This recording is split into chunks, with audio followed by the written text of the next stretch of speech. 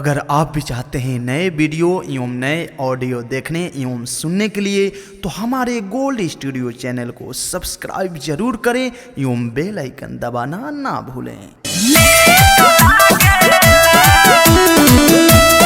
Mixed by Anil Raj.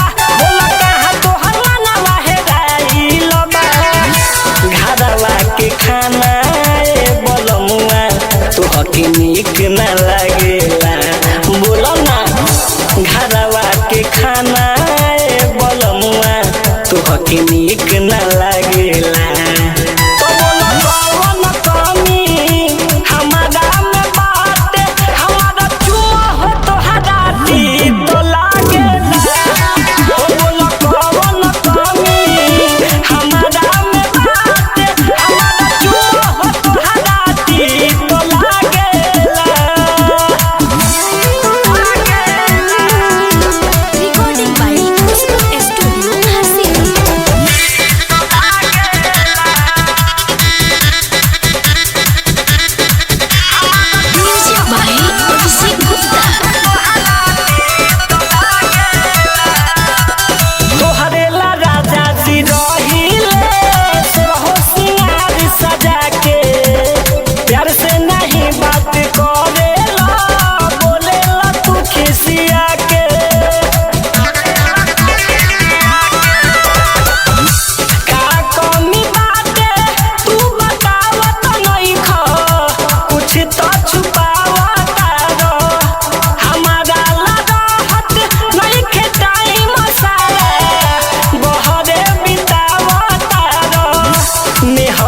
से निमन सजनवा कौन ही तो लागेला तो बोलो कौन कमी हमारा में बात हमारा चुमा हो तो हदाती तो लागेला तो बोलो कौन कमी हमारा में बात हमारा चुमा हो तो हदाती तो लागेला।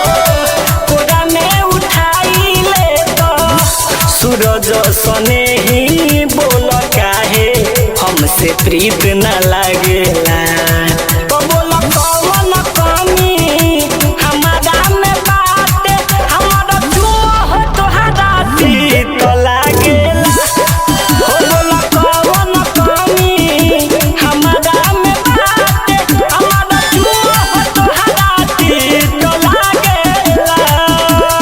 रिकॉर्डिंग बाई खुशबू स्टूडियो हर सीधी।